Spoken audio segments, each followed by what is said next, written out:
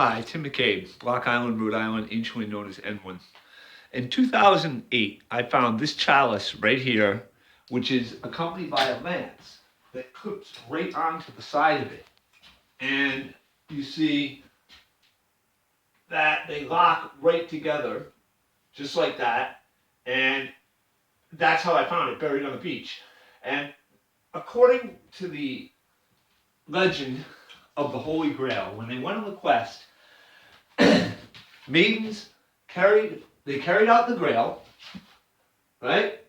And then maidens carried out the bowl that sits on top. And there's a bowl that sits on top of this, which comes up like this with a ball on the front, and it comes up off the back with a bowl that sits on top. And according to the legend, they carried out the Grail, the maidens carried out the bowl that sits on top. And it's supposed to pour by itself automatically. You can see how this shows every indication, how it's weighted perfectly, so that with the properly weighted bowl on it, this thing is gonna, pour by itself automatically. And that is the legend of the Holy Grail. And you can see this is weighted perfectly. Do it in the magical painting. It tells how to connect to the next world by whacking at the head with the lance that accompanies it, and how they're getting the answers to physical protection. I say this sounds like the Fisher King, the quester who brings back fruitfulness to the people, smashing at the head, bleeding from the head to the chalice, and drinking and taking the journey of death to get the answers to physical protection. The ancient folktale legend, mellifluous, of the Grail. And then I found the proof that this is the Holy Grail of Christianity. This is the painting I found that tells the story of the quest of the Holy Grail. In 2011, November 1st, 2011, 11111, All Saints Day, I found the Holy Ghost. The story that tells the story of the quest of the Holy Grail, the painting, and here you go. You've got a beautiful image here of Christ on the cross, and you see his face with the crown of thorns, nose, and his heart still has the light of life in it. His heart shines. And you see the way his leg comes across the loincloth, and he's on the cross with his heart still shining the light of life. And then you see his face off the back of his head with his hands out like a ghost, where he's walking off like a ghost. And the priest with the beanie is there touching his left hand with his hands out and his face on the back of his head. He's walking off like a ghost towards the direction of death, and the priest is touching his hands. Now you see the guy here with the white horns, the two white horns, the good spirit guy with the two eyes. You see his ear, the way his hair is. And he's got his hand up to his mouth with one stogie right there, a little white stogie. It goes up to Christ's nose, and his arm, forehand, with a hand. And he's smoking the stogie that goes up to the nose of Christ. And you see with the ear, and his eye, and he's got the white horns. And he becomes the life-size face of Christ with the two eyes, nose, mouth. It becomes the Holy Ghost. You'll see that nice when we stand back.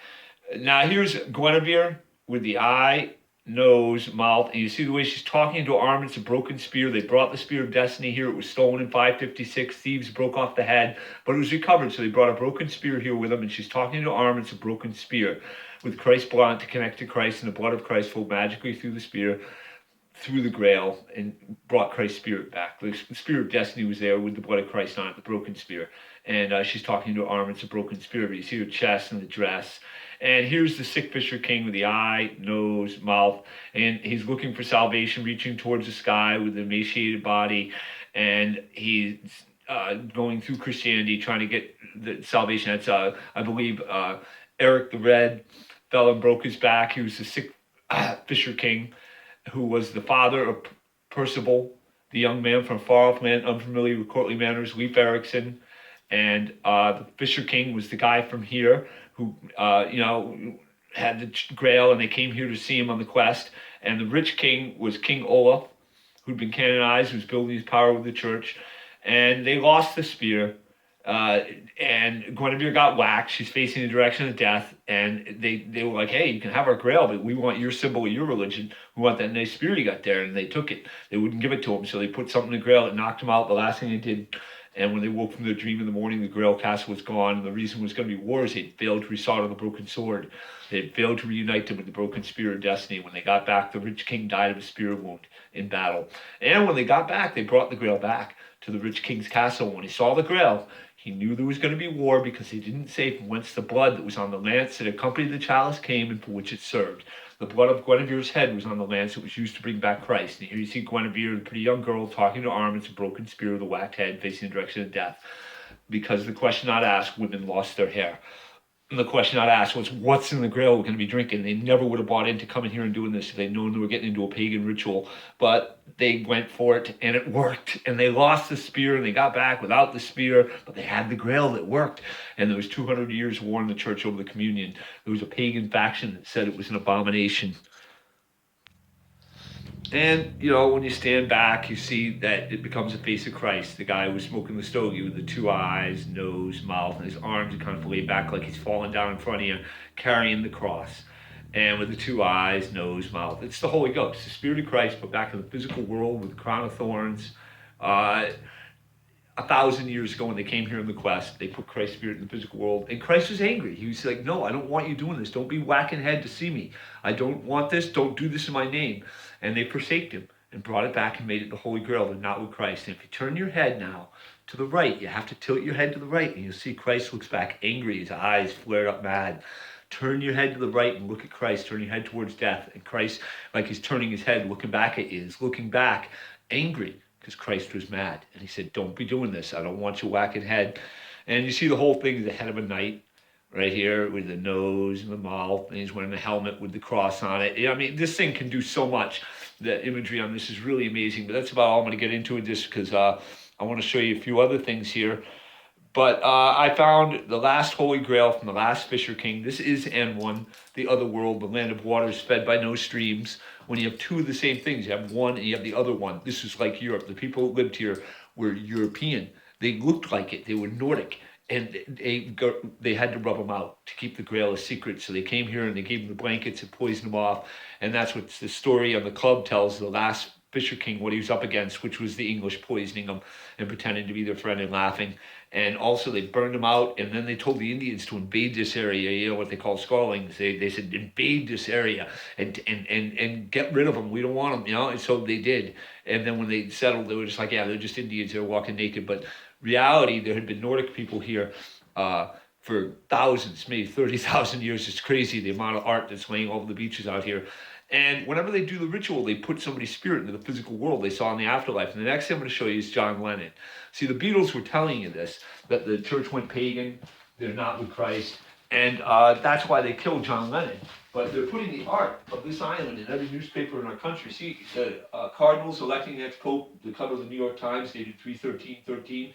When you turn it upside down and look at it, you see it's the art religion of the Grail. And what you got is this.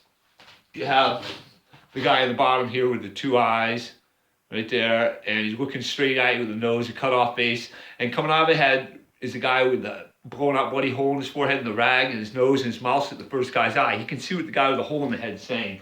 That's the art religion of the Grail. The cover of the New York Times dated 3/13/13, the Cardinals electing ex-pope. Here you have a young girl from the New York Times, dated July 12, 2012, page 86, cover of the international section, the austerity riots in Spain. And when you look at it upside down, you see it's the same thing. It's the art religion of the Grail. And what you got is the guy over here looks over towards life with a shiny thing from the nose to the forehead of the guy, where you can see they fudged the painting, and he's putting something in the mouth, eating from the head, connecting from the nose to the forehead. You can hear him in your nose, see him with your third eye, and reaching over towards death, touching the nose, the evil monster with the third eye, grimacing mouth. That's devil worship. It's the art religion of the Grail, and they're putting it in every newspaper in our country. The Beatles were telling you, some kind of druid do, John Lennon, the song Mind Games. Lifting the veil, some kind of druid do, lifting the veil, some call it magic, to search for the Grail, he was telling you. And the Beatles told you in the song Come Together, the one thing that would make everyone come together is if they knew the church went pagan. They're putting devil worship in the newspaper. Come on, flat top, he got you, whack top of the head. Chew eyeball, he want you eat from the left or center lobial part of a person's head. You can take the journey of death with him. Holy roller, he got, it's a church. They went pagan. Got to be good looking, cause so hard to see. The art I just showed you, add it up, figure it out, 1 and 1 and 1 is 3. He was telling you. They were trying to tell you. And because of that, they killed him. They killed John Lennon because he kept doing it and showing you and telling you. He put the art of the Grail on the cover of his album, Mind Games. So what I'm going to go to next is the statue I found that tells the story of John Lennon. And, you know, if you go to YouTube and you punch up the Holy Ghost has been found, see the Holy Ghost, the second coming happened. That's another one of my films. You can see a longer version of this right here, but I could spend a whole hour just on the Holy Ghost. now we're going to go to John Lennon. And here you have an image of John Lennon as he was most famously known as a young man when he was with the Beatles, where he wore the fancy suit with the hair across the forehead and the sideburns. When I was a young man, I was of the Beatles. And here you have the story of John Lennon on an ancient rock from Block Island, a painting from the ancient world, projecting our images in space and in time. He knew what they were doing with the Grail. The whole song, Mind Games, Nibbling at the Mind, Playing Games, is about the Grail. And he knew that the afterlife is of a different time continuum, and they were communing with ancients. The church was eating from the Grail. And here you have the little beetle guy right here who killed him, the fat beetle guy with the two eyes, the beetle fan with the two eyes, nose, mouth. And you see the way he comes off to the side, he looks fat with the dotty outfit, the two eyes, mouth. And here's what it is. John Lennon comes up out of the Beatle, and he's got the fancy suit. When he was a young man, he was of the Beatles, with the hair across the forehead and the sideburns and the tie. And what it is he was a good guy in life, and there's his hand in life is white, and you see the eye freaked out with seeing black, with the mouth singing, freaked out mouth, seeing the black in front of the eye, singing about seeing evil, and then died with the skull mouth and nose and eyes. And he was singing about seeing evil and died. And then you see he looks back with the mouth going, you got me in the back, with the mouth, nose, eye. And he's looking back going, the Beatle guy going, you got me in the back. And the Beatles' death hand right there touching him is the black cross of Christianity. Christianity with Pagan got me in the back. He's looking back going, the Beatle guy got me in the back with Christianity with Pagan. And now you won't see this unless you do this. So I ask you to please do this. Turn your head to the right. Tilt your head to the right. And you'll see the fat Beatle guy with the evil mouth, nose, eyes shoots the John Lennon guy with a pistol like from today on an ancient painting from the ancient world.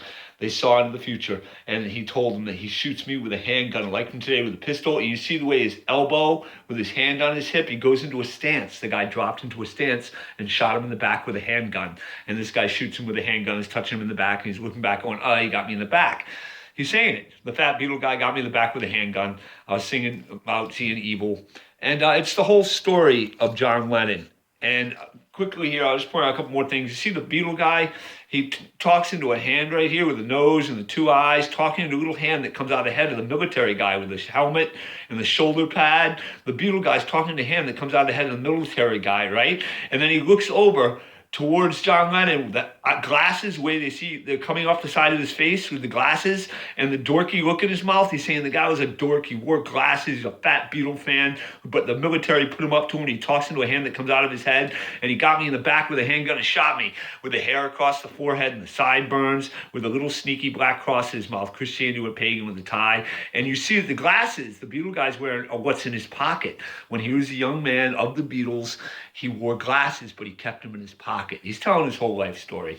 And you can see quickly over here, I'll show you the story. Yoko with the mouth, nose, eye. She's holding the cup right there with the hand, looking over, going, oh no, I held the cup with the little straw. The guy with the black horns is slurping out of the straw, and looks over at John Lennon, and the little mouth, his mouth is right at the guy's nose. He heard, he was saying Christianity with Pagan when sneaking, he's going, and is drinking from the cup, wanting to kill him, and they're the guys that set it up. And here's the guy that ate John Lennon's brain. I don't know, I think it looks kind of like W.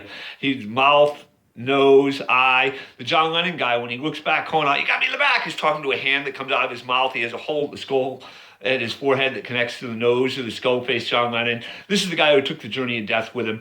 And it looks to me kind of like W. He's got the dotty outfit on, he's a clown. His hand is the military guy. He set up the guy to kill John Lennon, and I don't know. Kind of looks like W. His father would have been one to set that whole thing up. That's the guy who ate John Lennon's brain and took the journey of death with him. You're looking at the statue that tells the story of Adolf Hitler drinking from the Grail in the 1930s and asking these people for the spear of destiny. But here you have the little face of Hitler right here with the mouth, nose, eyes. And you see the way he's reaching over, grabbing for the broken spear, the tip that doesn't glow because it's not magic with him, breaking it, the broken magical spear. And here is the actual spear of destiny, lost here on Block Island. And what the statue tells is the story of God giving me the spear of destiny. I recommend you go to see all my other films on YouTube. And, you're going to love it. But I did find the Holy Grail and the Spear of Destiny, everything.